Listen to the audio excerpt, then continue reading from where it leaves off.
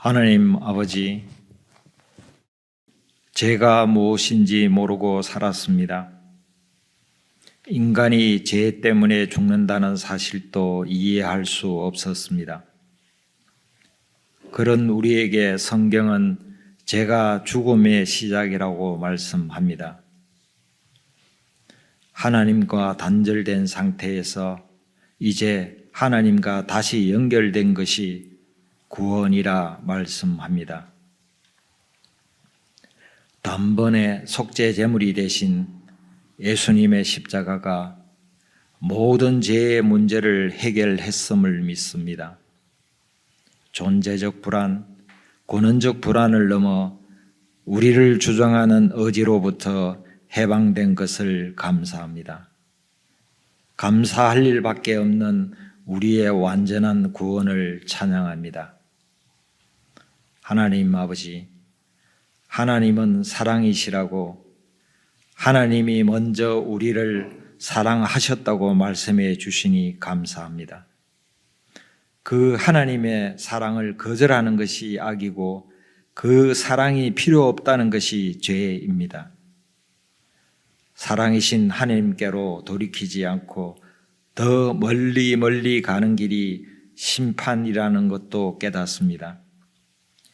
사랑이 우리에게서 시작된 것이 아니기에 하나님 안에 거하는 사랑으로 하나님을 닮아가길 원합니다. 이 사랑이 끊어지지 않도록 우리를 붙잡아 주옵소서. 우리 주 예수 그리스도 이름으로 기도하나이다. 아멘.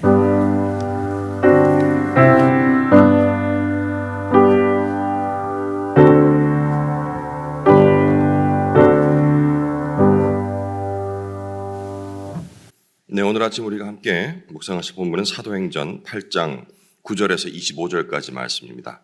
사도행전 8장 9절에서 25절까지 말씀 저와 여러분이 한 절씩 교독해서 읽도록 하겠습니다. 그 성에 시몬이라 하는 사람이 전부터 있어 마술을 행하여 사마리아 백성을 놀라게 하며 자칭 큰 자라 하니 낮은 사람부터 높은 사람까지 다 따르며 이르되 이 사람은 크다 일컫는 하나님의 능력이라 하더라. 오랫동안 그 마술에 놀랐으므로 그들이 따르더니 빌립이 하나님 나라와 및 예수 그리스도의 이름에 관하여 전도함을 그들이 믿고 남녀가 다 세례를 받으니 시몬도 믿고 세례를 받은 후에 전심으로 빌립을 따라다니며 그 나타나는 표적과 그 능력을 보고 놀라니라. 예루살렘에 있는 사도들이 사마리아도 하나님의 말씀을 받았다 함을 듣고 베드로와 요한을 보내매 그들이 내려가서 그들을 위하여 성령 받기를 기도하니 이는 아직 한 사람도 성령 내리신 일이 없고 오직 주 예수의 이름으로 세례만 받을 뿐이더라. 이에 두 사도가 그들에게 안수함에 성령을 받는지라. 시몬이 사도들의 안수로 성령 받는 것을 보고 돈을 들여 이르되 이 권능을 내게도 주어 누구든지 내가 안수하는 사람은 성령을 받게 하여 주소서 하니 베드로가 이르되 네가 하나님의 선물을 돈 주고 살 줄로 생각하였으니 네 은과 네가 함께 망할지어다. 하나님 앞에서 네 마음이 바르지 못하니 이 도에는 네가 관계가 없고 분깃될 것도 없느니라. 그러므로 너의 이 악함을 회개하고 주께 기도하라. 혹 마음에 품은 것을 사하여 주시리라. 내가 보니 너는 악독이 가득하며 불의에 매인 바 되었도다. 시몬이 대답하여 이르되 나를 위하여 주께 기도하여 말한 것이 하나도 내게 임하지 않게 하소서 하니라. 함께요. 두 사도가 주의 말씀을 증언하여 말한 후 예루살렘으로 돌아갈새 사마리아인의 여러 마을에서 복음을 전하니라. 아멘. 네, 어제 본문에서 스데반의 순교로 촉발된 예루살렘 교회 핍박을 피해서 제자들이 여러 곳으로 그 중에서 사마리아 땅으로 흩어지게 됐다라는 내용이 있었습니다. 그 중에서 이제 마지막 장면이 빌립이 사마리아 지역에서 복음을 전파하는 그 내용으로 어제 본문이 끝이 났죠. 오늘은 그 사마리아 지역에서 빌립이 복음을 전하는 과정을 설명하고 있습니다. 그 중에서 오늘 한 인물이 등장하죠. 그 이방 땅 사마리아 땅에서 현지인 마술사라고 불리는 시몬이라는 사람이 등장합니다. 우리가 마술이라고 그러면은 일종의 눈속임 기술을 얘기를 하죠. 사람을 속이는. 얼마나 이 움직임이 빠른지 우리 눈으로는 확인 못할 그 짧은 순간에 이렇게 막 감추고 꺼내고 사라지게 하고 뭐 이런 기술들을 마술이라고 합니다. 사람의 눈을 속여가지고 마치 가짜가 진짜인 것처럼, 있던 게 진짜 없어진 것처럼, 없던 게 생겨난 것처럼 이렇게 믿게 만드는 기술을 얘기하죠. 근데 뭐 지금 현대 와서 마술을 진짜라고 믿는 사람은 없죠. 오히려 이제 일종의 퍼포먼스, 사람 눈 속에 와, 나 진짜 눈 크게 뜨고 봤는데 전혀 눈치 못 챘는데 와, 당신 기술 대단해. 우리 박수 치고. 이건 믿는 게 아니죠. 그냥 오, 대단해. 나를 속였어. 이 정도의 퍼포먼스 정도로 생각을 한다는 거죠. 그리고 심지어는 즐기기까지 합니다. 왜냐하면 마술 쇼라는 게 있으니까.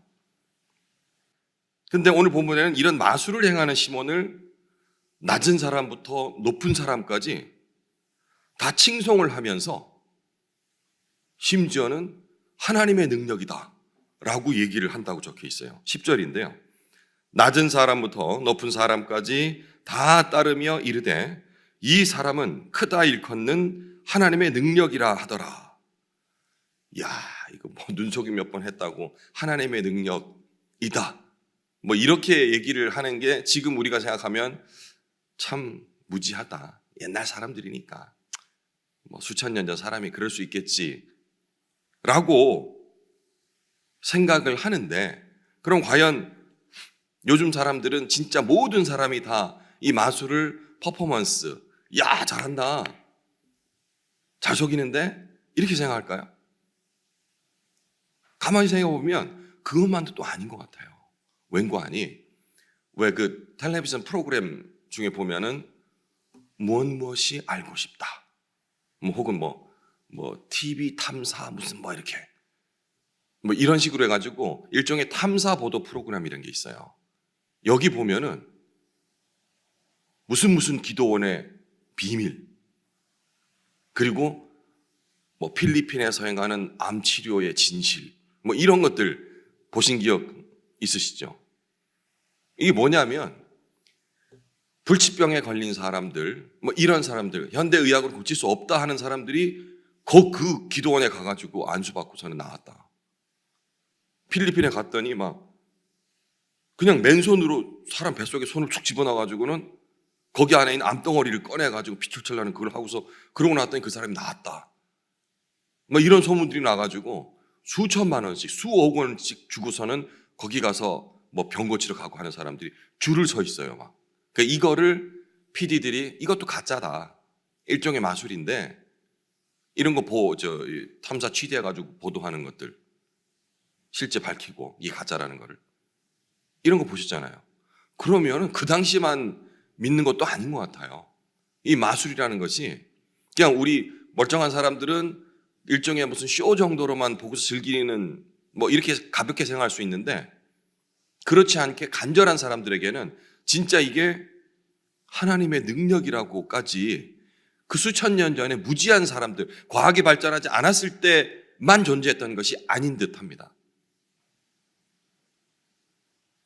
시몬이 구체적으로 어떤 마술을 했는지, 진짜 뭐 이렇게 막 그런 걸 병고침을 하고 막 뱃속에 손을 넣고 이렇게 했는지는 기록이 되어 있지는 않아서 모르겠습니다만은, 생각을 해본다면 아무리 옛날이라 하더라도 뭐 손에 있던 동전이 싹 없어지고 그 다음에 뭐 사람 뒤에서 이렇게 탁 꺼냈는데 동전이 나오고, 그러니까 내가 당신 부자로 만들어줄 수 있어, 이거 가지고 사람들이 그렇게 뭐 하나님의 능력이다라고 낮은 사람부터 높은 사람까지 지위고하를 막론하고 그렇게 얘기했을 리는 없을 것 같아요.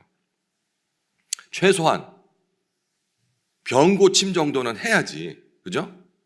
그래야지 와 이렇게 들어가는데, 정확히 얘기하면 병 고침이 아니죠. 병이 고쳐진 것처럼 느껴지게끔 이 정도까지는 해야지 그 사람들이 다 넘어갈 것 같은데, 어쨌든 그런 종류의 마술을 통해서 사람들에게 칭송을 받던 빌립이 아니고요, 시몬이 빌립에게 와서 세례를 받는 장면이 나옵니다. 13절, 시몬도 믿고 세례를 받은 후에 전심으로 빌립을 따라다니며 그 나타나는 표적과 큰 능력을 보고 놀라니라, 이렇게 적혀 있거든요. 그러면 자기가 진짜로 병을 고치고 이런 진유의 은사를 갖고 있는 실제로 그런 능력이 있었다 한다면 굳이 빌립에게 와가지고 세례를 받을 이유가 있었을까요? 그럴 필요가 없죠, 그죠? 어차피 자기도 병 고치고 빌립도 병 고치고 똑같은 병 고침인데 왜 세례를 받았겠어요? 자기가 가짜라는 것을 인정하는 거죠, 그죠? 자기는 눈속임 정도인데 빌립은 그렇지 않은가? 그러니까 처음부터 믿지는 않았겠죠. 따라다니면서 보니까 진짜예요. 왜? 속임수를 잘하는 사람들은 남이 속이는지 아닌지 알 수 있잖아요. 거짓말 잘하는 사람은 저 사람이 지금 거짓말하고 있다 안 하고 있다 이걸 아는 거예요. 거짓말 할 줄 모르는 사람들이 거짓말에 속는 거지. 빌립은 매의 눈으로, 빌립이래요. 시몬은 매의 눈으로 빌립이 하는 모든 기적과 이사를 봤는데 진짜인 거예요. 그러니까 자기도 그 능력을 좀 가지려고 어떻게 하는가 봤더니 이 세례를 받으니까 그 일이 마치 일어나는 것처럼 자기는 느껴졌겠죠. 그래서 빌립에게 와서 자기도 믿는다 얘기하고서 세례를 받은 거예요. 그리고 계속 쫓아다니는 거죠. 근데 아마 제 생각에 그 능력이 자기한테도 임했다 한다면 더 이상 안 쫓아다녔을 것 같아요. 이제는 이제 자기 단독으로 다니면서 그 능력을 행했겠죠. 제가 오늘 본문이랑 상관없는 그 말씀을 짧게 한번 드릴게요. 제가 이제 신학교 올라가서 이제 요즘 배우고 있잖아요. 그 전에 이제 어렴풋이 알고 있던 부분들을 이제 좀 더 세세하게 알 수 있는 그런 장점이 있는데, 우리가 이제 세례라고 하면은 보통 목사님께서 이렇게 약식으로 이 물에 성수에 손을 담궈서 이렇게 머리 위에 얹고 하는 그걸 세례라고 생각하시잖아요, 그죠? 이게 그 원래 성경 본문 원어에는 세례가 아니고 침례라고 적혀 있어요. baptize. 그러니까 침례는 뭔지 아시죠? 물에 완전히 잠기는 거. 예. 완전히 예수님 당시에 빌립이 행했던 이 세례도 침례였습니다. 그 당시에는 다 이렇게 물에 완전히 잠기면서 옛 나의 모습이 죽고, 물속에 잠기면 죽는 거니까, 그리고 다시 새 사람으로 태어났다라는 그런 상징적인 의미를 갖고 있는데, 우리 그 교회가 속한 교단이 목사님께 예수교 대한성결교회라고 말씀드렸었죠. 성결교단이라는 것, 혹은 또 침례교라는 데 있어요. 우리가 한국에서는 장로교가 제일 많고, 장로교에서 주로 약식 이 세례, 지금 우리가 하고 있는 이런 세례를 하는데, 현대적으로 여기서 이제 한번 세례 받으려는데 어디 강에 나가서 이렇게 다 하기가 쉽지가 않으니까, 도시에는 그런 강들도 많지 않고 이런 것들 때문에 약식으로 들어가고 있는데, 실은 이 당시에 했던 세례는 침례가 됩니다. 우리 교단도 역시 침례를 지향하고 있어요. 실제로 세례 받을 적에는. 그래서 위에 있는 어떤 교회들은 보니까 이 예배당 하는데 그 욕탕 같은 것들 이렇게 해가지고 물을 많이 받을 수 있게끔 그렇게 해서 실제로 침례로 행하는 그 교회도 있다 하더라고요. 예. 요거 좀 알아두시면 됩니다. 이게 왜냐하면 침례가 뭔지 이게 모르게 되면은 그 약식 세례에 익숙해 있는 사람들은 침례한다고 그러면 저 이단 아니야? 할 수 있는데, 침례라는 건 예수님 당시에 실제적으로 행했던 성경 속에서 있던 그런 세례 모습이 됩니다. 이거는 본문 흐름에 상관없고요. 그냥 알아두시라고 말씀 한번 드렸습니다. 기회가 된다면 침례와 세례, 약식 세례에 대해서 한번 제가 배운 대로 한번 여러분께 말씀드리는 시간도 한번 가져보겠습니다. 어쨌든 이런 사마리아에서 이런 사역들이 일어나고 있다라는 소식이 예루살렘까지 이제 전해지게 되죠. 그래서 예루살렘 교회에서 이런 일들이 진짜 일어나고 있어? 한번 가서 확인해 봐라고서 두 사람을 보냅니다. 두 사람은 바로 베드로와 요한이죠. 14절에 예루살렘에 있는 사도들이 사마리아도 하나님의 말씀을 받았다 함을 듣고 베드로와 요한을 보내매. 이때는 아직 바울이 이방인 선교를 시작하지 않았던 때이니만큼 이방인들에게, 그것도 개, 돼지만큼 아주 천시하던 그 땅에도 하나님의 말씀이 전해졌다라는 소식이 예루살렘은 신기했겠죠. 그죠? 유대인들이 기존에 예수 그리스도를 빼고는 하나님을 알고 있던 사람들이 예수님이 하나님의 아들이구나라는 것을 알아서 믿었다 한다면 전혀 이상한 게 없는데, 이 이방 땅에는 하나님의 말씀이 전해진 적이 없거든요. 그런데 그 땅에 하나님의 말씀이 전해졌다니까 이게 진짜인지 가짜인지, 그리고 우리들과 함께 신앙을 받았던 그 빌립이 가 있다고 하니까 이 빌립이 제대로 하고 있나? 뭐 이런 것들을 볼 참해서 파견을 한 겁니다. 오늘 본문에는 빌립이 예수님의 이름으로 세례만 했을 뿐 성령이 임재하지 않았다라고 기록을 하고 있어요. 16절에 이는 아직 한 사람도 성령 내리신 일이 없고 오직 주 예수의 이름으로 세례만 받을 뿐이더라.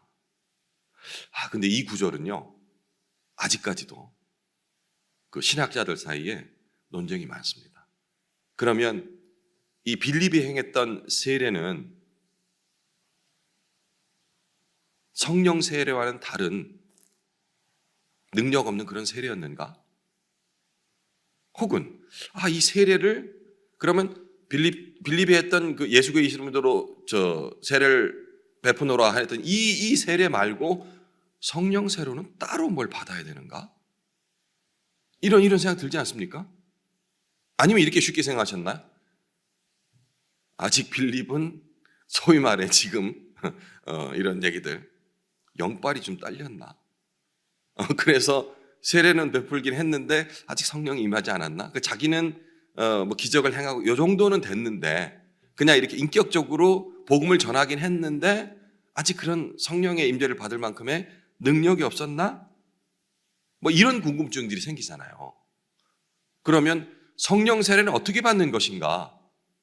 우리가 이제 아까 뭐 세례 침례 말씀드렸는데 그런 세례 말고 예수 그리스도의 이름으로 행하는 그런 세례 말고 무슨 다른 세례가 있는가? 찾아보면 없습니다. 성경에. 성령 세례를 어떻게 따로 뭐 어떤 형식을 해야 된다라는 내용이 없어요. 그럼 혼동스럽잖아요. 그냥 쉽게 아까 제가 말씀드렸다시피 아직은 빌립이 능력이 떨어졌나? 이 정도 생각하고 넘어갈 그런 부분은 아니거든요. 여기서 막 이단들이 나와요. 뭐 재세례파 뭐 이런 것도 있어요. 재세례파는 뭐냐면 한 번 세례로는 절대 안 되고 다시 한번 이중으로 세례를 해야 되는, 그때 뭐 성령세례 따로 있고 뭐 이렇게 발전하다 보니까 이단으로 빠지는 그런 경우들도 있거든요. 제가 오늘 이 문제에 대해서는 깊게 다루지는 않겠습니다. 그런데 어쨌든 이 성경에서는 아직 성령이 임재하지 않았다라고 얘기를 하고 있어요. 이런 배경이 있을까요? 시몬도 그렇게 아마 느꼈던 모양이죠. 예루살렘 교회에서 파견한 이 두 사도, 이들 눈에는 그의 눈에는 이 두 사람이 어쩌면 이 굉장히 권위가 있어 보이겠죠. 왜냐하면 본부에서 보냈으니까. 우리도 지금 뭐 서울 중앙 정부에서 나와서 이러면 껌뻑 이렇게 그래요? 높은 분이 오셨네 이렇게 생각하는 것처럼 시몬도 아마 그렇게 생각했던 것 같아요. 그래서 베드로와 요한이 빌립보다 더 능력이 있다라고 여겼는지 두 사도에게 이런 제안을 합니다. 18절과 19절. 시몬이 사도들의 안수로 성령 받는 것을 보고 돈을 들여 이르되 이 권능을 내게도 주어 누구든지 내가 이렇게 안수하는 사람은 예수 그리스도의 이름으로 병 고침을 원하노라 이렇게 안수하는 사람은 성령을 받게 하여 주소서 라고 얘기를 합니다. 우리 속담 중에 집어릇 뭐 못 준다라는 그거 있죠. 그러니까 자기가 늘 하던 방식대로 하는 거예요. 시몬은 이런 눈속임 마술을 통해 가지고 부를 꽤 축적했겠죠. 낮은 사람부터 높은 사람이라 했으니 낮은 사람에게 예를 들어서 뭐 복채로 10,000원을 받았다 한다면 높은 사람은 권력도 가지고 있으니까 이 사람들한테는 100만 원, 1,000만 원을 받아도 되는 거예요. 똑같은 행위지만. 그래서 모아놓던 그 재력이 있기 때문에 돈으로 그걸 한번 살려고 했던 거예요. 우리나라도 발전을 하면서 개발도상국으로 이제 선진국으로 올라가는 그 과정 중에서 일종의 그 떼부자라는 것들이 생겨났어요. 특별한 기술이 있고 많이 배운 건 아니지만 그냥 문중에서 내려오던 내 이름으로 그냥 자연스럽게 물려받은 정말 한 평에 10원도 안 하던 그런 땅이 갑자기 재개발 들어가면서 한 평에 뭐 몇백만 원씩 올라가면서 가만히 앉아 하루아침에 보상을 받아가 떼부자가 되는 거예요. 이 떼부자들은 돈을 자기가 번 것이 아니기 때문에 어떻게 써야 될지 몰라요. 그러다 보니까 제가 이제 대전에서 살았는데 대전에 제가 살던 거기도 재개발에 들어가면서 떼부자가 되신 분들이 제법 많았어요. 친구, 부모님들. 여기 장유도 그랬다더라고요. 제가 수요 차량 운행하면서 권사님들 이렇게 태우고 갔는데 완전 토박이 분이 계시더라고요. 장유에서는 나고 자라고. 그래서 자기 형제들 중에도 여기 있다가 보상을 받아가지고 돈을 굉장히 많이 번 형제 자매들이 있었는데 자기가 볼 적에는, 그 권사님이 볼 적에는 그게 다 불행이었다. 지금 왜냐하니까 받아가지고 이 돈을 어떻게 써야 될지 모르니까 투자를 한다라는 게 사업을 해야지 하면서 그 당시 막 유행하고 하던 게 노래방. 노래방에 삐까뻔쩍이 지어가지고 우죽순 노래방 막 생기는 거예요. 우리나라 민족성이 이게 노래 부르고 좋아하니까. 그렇게 했다가 그게 몇 년 안 가고 하니 건물은 번듯하게 노래방 한다고 건물 지어가지고 이렇게 하고서 다 망했다는 거예요. 그러니까 자기가 온전하게 일하거나 뭘 해서 벌지 못했던 이런 사람들, 그 예습관을 가지고 있는 사람은 새로운 뭔가를 만날 적에도 다 자기 방식으로 풀려하는 거예요. 바로 지금 시몬이 이렇게 얘기를 한 겁니다. 돈을 가지고, 왜 돈 이미 다 된 줄 알았으니까 다 됐었고, 그래서 성령을 돈을 주고 사고 싶은 그런 마음을 가졌던 겁니다. 근데 우리가 여기서 중요한 거 하나 알아야 되는 것이, 이제 오늘 제가 드리고 싶은 핵심 포인트이기도 합니다. 우리가 세례를 받았다고 해서 그 순간 그 사람이 바로 성령의 사람이 되는 것은 아니다라는 부분입니다. 제가 이거 세례가 무의미하다, 혹은 제세례파처럼 세례를 다시 성령 세례를 받아야 한다, 지금도 그렇게 주장하는 사람들이 있어요. 이거를 말씀드리려고 하는 게 아니고요. 우리가 이 세례라는 것을 기독교인이 되기 위한 통과의식 정도로만 생각을 한다 한다면 유대인들이 주장했던 할례, 이것과 다를 바가 없습니다. 할례가 무슨 의미인데요? 그거 받는다고 우리가 하나님의 자녀로서 되는 그런 거 아니잖아요. 그저 상징적인 의미 이상이 아니었던 거예요. 경건의 모양은 있으나 경건의 능력이 없는 그런 행위로 끝날 수가 있다는 겁니다. 우리가 세례를 이런 통과 의식 정도로만 생각하고 있다면 이거 항상 생각하셔야 됩니다. 이게 해결이 되면은 의문스러운 부분들, 이게 왜 그렇지? 왜 저걸 해야 되지? 라는 부분들이 해결이 되거든요. 이런 시몬의 흥정에 베드로는 즉시 그를 저주하죠. 베드로가 이르되, 20절입니다. 베드로가 이르되 네가 하나님의 선물을 돈 주고 살 줄로 생각하였으니 네 은과 네가 가진 재산과 함께 네가 함께 망할지어다 라고 얘기를 합니다. 이 말에 정신이 번쩍 든 마술사 시몬은 얼른 베드로에게 아이고 이 저주를 좀 거두어 주십시오 라고 얘기를 합니다. 똑똑하긴 했던 것 같아요. 눈치도 빠르고. 24절 시몬이 대답하여 이르되 나를 위하여 주께 기도하여 말한 것이 하나도 내게 임하지 않게 하소서 하니라 라고 기록되어 있습니다. 근데 이 말이 과연 진짜 진심에서 우러나온 회개의 말이었는지, 아니면 혹시라도 벌 받을까 봐, 왜 그 능력을 봤으니까 벌 받을 것을 두려워서 그것을 피하려고 면피용 그런 립서비스 멘트였는지는 잘 모르겠습니다. 이후에 마술사 시몬이 등장하지 않아요. 어떻게 됐는지 이 성경에 기록하고 있지 않기 때문에 더 이상의 추측은 힘들겠습니다만 어쨌든 이걸 거둬 주십시오 얘기를 하고 있습니다.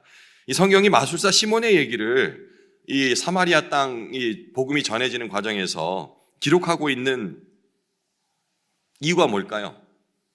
성령은 돈으로 살 수 없는 것이다, 이런 것들을 깨닫게 하기 위해서? 물론 1차원적으로 그렇겠죠. 하지만 제가 늘 말씀드립니다마는 우리가 이렇게 신앙생활 오래 하면서 그런 거야 라고 알고 있던 부분이라도 우리가 매일 이렇게 새벽에 와서 말씀 묵상할 적에 혹시 다른 새로운 깨달음으로 나에게 올 수 있지는 않을까라는 생각을 자꾸 가지고 계속 새로운 시각으로 봐야 됩니다. 그래야지 신앙이 그 수준에 머물지 않고, 그 수준에 머문다면 우리가 예를 들어서 30대 때 이런 깨달음을 얻었다면 30대 때 그 믿음을 가지고 50대, 60대를 살 수밖에 없는 거예요. 그런데 30대 때 그런 하나님과 인격적 만남을 가졌는데 60대가 되면 더 깊어져야 될 거 아니에요. 그럼 자꾸 생각을 해야 된다고요. 성령은 돈으로 주고 살 수 없는 거구나. 이걸 누가 못 깨달아요. 근데 그 깨달음만 가지고서 그래, 오늘 아침에 하나님께서 성령은 절대로 돈을 주고 살 수 있는 게 아니다, 이렇게가 아닌 왜 시몬은 충분히 자기가 그런 마술 행위로도 먹고 살 수 있었는데 성령을 받고자 했을까? 그러니까 세례를 받고자 했을까? 여기에 대한 의문점을 가져봐야 돼요. 그리고 내가 시몬이 돼봐야 돼요. 왜 세례를 받고자 했을까요? 성령을 받고자, 그죠? 성령을 왜 받고자 했을까요? 자기는 그거 가지고 뭔가 이렇게 기적을 베풀고 또 더 높은 칭송을 받기를 원했던 거예요. 목적이 달랐던 거예요. 그죠? 우리가 지금 세례 받을 적에 무슨 그런 거 성령 임재 받아가 병 고침하려고 그렇게 받는 건 아니잖아요. 그죠? 근데 시몬은 그렇게 받았던 거예요. 그런데 실제 교회 등록하고 세례를 받는 사람들 중에 시몬과 같은 불손한 목적을 가지고 세례를 받는 사람도 아직 있습니다. 그런 사람이 있다고? 누굴까? 절에 가서요, 뭐도 받고, 교회 와서는 세례도 받고, 성당 가서 그 뭐 세례명 뭐 이런 거 있잖아요. 베로니카 뭐 이런 거. 이거를 3중 4중으로 다 받는 사람들이 있어요. 누군지 얘기는 안 할게요. 짐작하실 것 같은데, 예. 하여튼 자기 목적에 의해서 뭔가 이걸 통해서 교류 관계를 갖고 때 되면은, 그죠? 우리 뭐 선거철 되고 하면 그러잖아요. 이런 사람들이 그런 행동도 하거든요. 절대로 그런 사람에게는 세례를 받았다고 해서 성령이 임할 수가 없습니다. 알겠죠? 우리도 마찬가지입니다. 우리는 이미 다 세례를 받으신 분들이 앉아 계시기 때문에 거기에 대해서 깊게 생각하지 않으시겠지만, 내가 세례를 받았음에도 성령의 임재를 느끼지 못하는 이유는 무엇인가 생각해 본다면, 그 세례 자체가 내가 30년 전에 받았더라도 전혀 예수님과 상관없는 세례가 될 수 있다라는 그 마음을, 두려운 마음을 가져야 합니다. 그리고 나에게도 성령이 임하게 하여 주옵소서라는 부분이 항상 우리 마음속에 있어야 합니다. 그럴 적에 이 세례도 의미가 있는 것이고, 시몬처럼 잘못된 목적으로, 불천한 목적으로 세례를 받지 않게 되는 것이죠. 저희 기도나 여러분의 기도 역시 시몬과 다르지 않을 수 있다는 그 생각이 오늘 아침 우리에게 두려움으로 다가오며 그리고 간절함으로 다가갔으면 좋겠습니다. 이제 남은 시간 내 안에 시몬과 같은 그런 불손한 의도는 없는지, 내 신앙생활이 이런 불손한 의도로 하고 있는 모습은 없는지 한번 점검해 보셨으면 좋겠습니다. 이방 땅 사마리아에 임했던 그런 성령의 임재가 우리에게도 이 순간 함께 임하시기를 바라는 마음으로 남은 시간 개인적으로 묵상을 이어가시기 바랍니다.